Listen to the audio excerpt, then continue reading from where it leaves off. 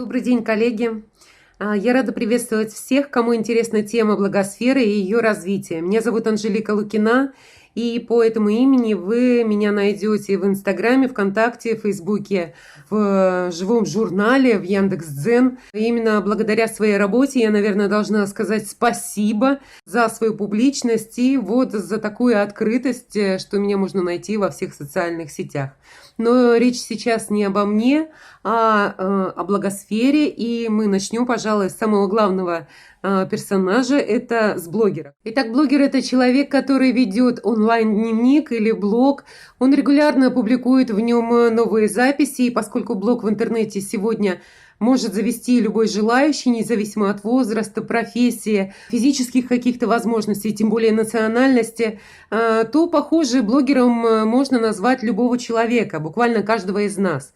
Окраска данного определения меняется в зависимости от того, какого блогера мы имеем в виду, того, кто делает видеоинтервью на политические темы, или того, кто делится рецептами национальной кухни, буквально готовя каждое новое блюдо на камеру, или того, кто просто пускает пузыри и пытается удивить публику эпатажными какими-то выходками.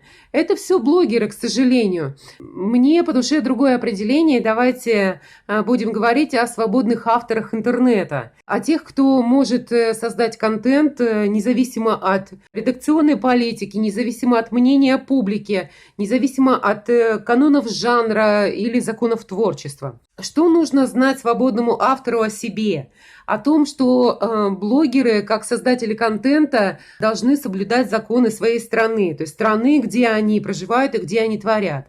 Это Гражданский кодекс Российской Федерации, это этические и моральные какие-то нормы определенного сообщества. Нужно знать закон об авторском праве, закон о информации, информационных технологиях и защите информации. Это так называемый закон о СМИ. Уголовный кодекс обязательно нужно знать, особенно статью 282 «Возбуждение ненависти либо вражды, равно унижение человеческого достоинства». Свободный автор, если он еще и состоит в каком-нибудь блогерском сообществе, то может попадать под какой-нибудь кодекс этого сообщества или свод правил, да, данного сообщества. Нарушил правила, лишился членства в обществе, нарушил закон, извините, но оказался под следствием. И кроме того, что журналистов и блогеров как авторов объединяет вот это вот общее подчинение закону, да, их еще объединяет аудитория. Мы все боремся так или иначе за аудиторию, за подписчиков, за лайки, репосты, за комментарии, за какое-то движение в нашу сторону, да, и для этого, что называется, все средства хороши. Ну вот хороши ли все жанры? Давайте разберемся. То есть на слайде вы видите жанры блогеров, они гораздо шире, чем те, какими пользуется журналист. В одном блогерском посте мы можем встретить элементы разных публицистических жанров, чего не скажешь, к сожалению, о журналистских материалах. Вы видите полный перечень жанров журналистики и неполный перечень жанров блогосферы, которые легко можете продолжить сами. Для чего создавались и создаются блоги? Для общения, для самопрезентации, для развлечения, для сплочения и удержания социальных связей, для сохранения каких-то воспоминаний, да, кто-то пишет мемуары, для саморазвития или рефлексии на происходящие события здесь и сейчас. Кому-то это помогает с психотерапевтической точки зрения, а кому-то, кстати, помогает и заработать, так как многие используют свои блогерские площадки, сайты, блоги для того, чтобы рекламировать товары и услуги, и чаще всего это бывают даже не собственные, да, не собственного производства варежки, шарфы или шапки, а те товары, которые фирмы дают на тест ради отзыва топовым блогерам или блогерам-инфлюенсерам. Многих интересует, кстати, вопрос монетизации. Миф или реальность? Это реальность, если блог переходит из разряда хобби и становится работой, да. Если вы уже начинаете заботиться о качестве своего контента, выпускать его регулярно и взаимодействовать с аудиторией, постоянно взаимодействовать с аудиторией. Где мы создаем блоги, на каких площадках? Их много, на любой вкус и цвет. ВКонтакте, Фейсбук, Одноклассники. Везде можно открыть группу и развивать ее как самодостаточный блог. Твиттер, Инстаграм – это более персонализированные площадки. Блогер выступает своим лицом и со временем может стать экспертом в определенной области. Сегодня этим лицом в этнокультурной организации, кстати, может выступить любой специалист, сам руководитель или волонтер. Это может быть какой-то воспитанник определенного кружка, студии и просто активный ваш потребитель ваших услуг, что называется. Возьмем TikTok, Vimeo, YouTube. Это площадки, на которых тоже очень активно развиваются блогеры. Это каналы для продвижения видео. Да? Этнокультурные организации хорошо используют их для размещения своих видеомастер-классов или онлайн-концертов. Последняя наша ситуация, точнее современная наша ситуация, показывает, что нам необходимо в эту сторону развиваться, искать именно площадки, на которых мы будем находить свою аудиторию и привлекать, возможно, еще дополнительную. Аудиоподкасты – это жанр, который очень сейчас активно осваивается блогерами, и есть площадки, начиная с ВКонтакте, где социальная сеть не просто предлагает вам размещать аудио какие-то файлы, но и оформлять их уже в виде подкастов. Да? Есть еще платформы podfm.ru или podster.fm. На них вы тоже можете размещать и сделать свою страницу. Это тоже своеобразная такая платформа для аудиоподкастов. Альтернативу, например, популярному на рубеже нулевых годов живому журналу создала компания Яндекс. Платформа Дзен позволяет разместить тексты, фотографии, видео, и авторы очень любят Дзен за минимум рекламы со стороны и лаконичность в дизайне и очень понятный механизм монетизации. Так что можно открыть свой сайт еще, используя конструктор на WordPress, Tilda, Google сайты или blogspot.com.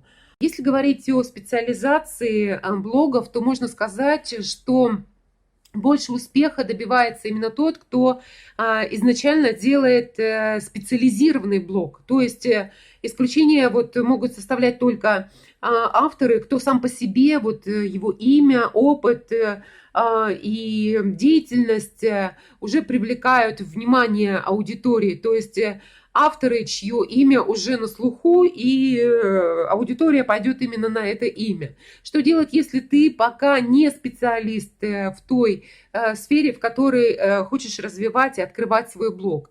Совет 1.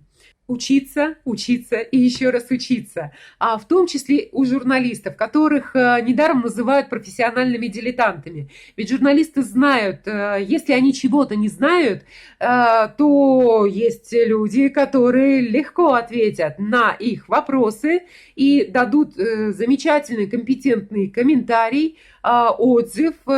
Поэтому они просто знают, где найти такого человека и умеют этим пользоваться. Нам тоже нужно брать это на вооружение, на заметку и работать как журналисты. Если говорить о специализации блогов и блогеров, то можно разделить их на тематические блоги и жанровые. Например, одни делают только видеоинтервью и берутся за любую тему. То есть они приглашают просто определенного человека и начинают разговаривать именно на ту тему, в которой этот человек компетентен, да? А другие строчат, снимают, выдают какой-то, например, там видеоконтент и вообще контент разных жанров, но уже на одну тематику. Скажем, спортивные блогеры, все о спорте, и статистика, и аналитика, и личная жизнь спортсменов, и опросы, и юмор, и прямые эфиры с соревнований. То есть все про спорт. Другое дело, если, например, взять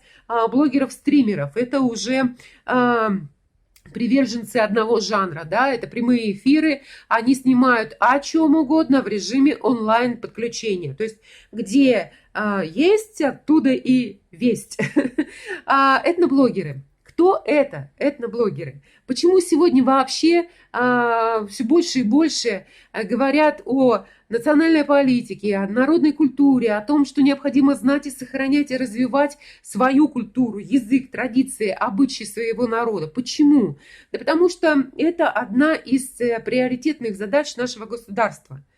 И через различные механизмы ее реализации осуществляется в том числе творчество свободных авторов, то есть блогеров. И в качестве механизмов могу привести примеры нескольких конкурсов именно для этноблогеров. Это конкурс межэтнической журналистики «Миротворец», который с прошлого года отдельной номинацией ввел номинацию именно для этноблогеров, для блогеров, освещающих, отражающих тему межнациональных отношений, национальной политики, народной культуры. Школа этноблогинга в Республике Марий-Эл тоже, по-моему, в прошлом году впервые провела Всероссийскую премию для этноблогеров.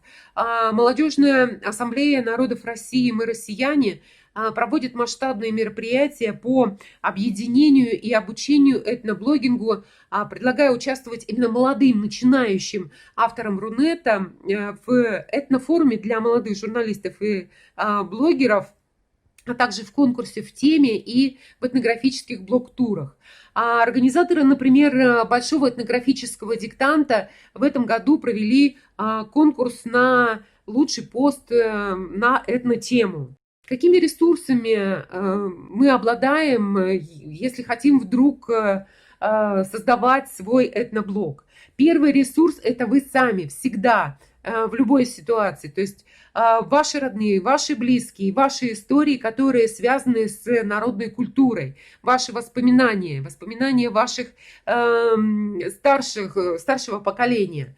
Национально-культурные автономии и этнокультурные организации всегда рады поделиться информацией, потому что проводят и организуют какие-то мероприятия.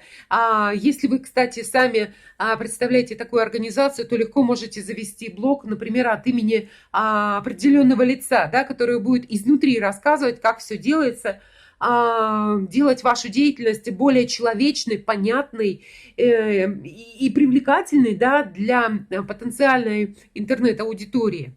Ваши технические уже способности и возможности подскажут вам, что вы будете делать. Это будет видео, это будет аудиоподкаст, или это будут тексты, или, может быть, вы остановитесь на фоторепортажах. Это тоже очень ярко, красиво, зрелищно, и этого очень мало. Вот. Как выбрать темы для постов этноблогеру? Национальная кухня, да, национальные праздники, национальная одежда, традиции, обычаи. Это, кстати, не тема. Это могут быть только рубрики, направления в вашем блоге. А вам нужен информационный повод для того, чтобы вы говорили именно вот об этом, да. Тема должна быть с определенным лицом. То есть, кто ваш герой, да, найдите своего героя. О чем вы будете говорить с этим героем, что он будет вам рассказывать, что показывать, главное, зачем. Это вот такой вот вопрос, который я задаю и тем, кто учится на журналиста, и блогерам. Зачем вы это будете писать? То есть кому это будет нужно? Почему это будет интересно? Кому это поможет, может быть, принесет какую-то пользу?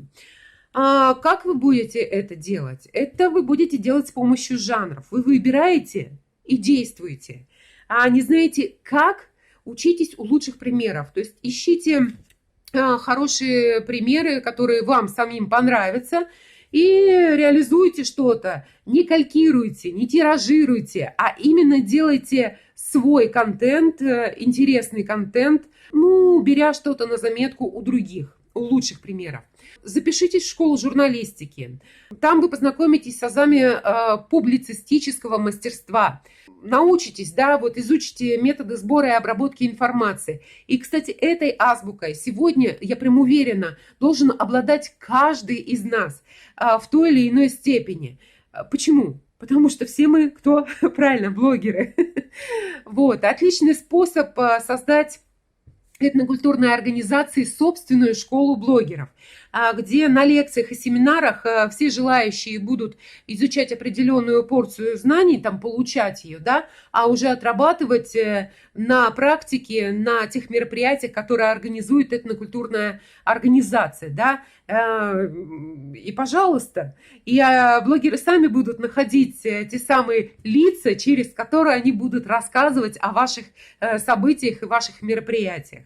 Отсюда наша перспектива. Этнографическая блогосфера – это новая ниша. Пока мало кто пишет о народах, о взаимодействии народных культур, о представителях тех национальностей, что проживают на одной территории, так, чтобы это было интересно простому человеку, чтобы это нашло отклик в его душе и заставило задуматься, а я представитель какого народа, а каких традиций, обычаев придерживались мои предки, на каком языке они говорили.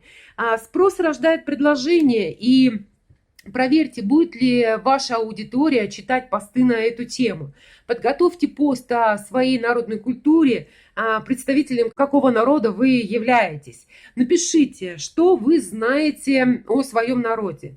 Познакомьте нас, свою аудиторию, с какой-нибудь одной из многочисленных традиций вашего народа.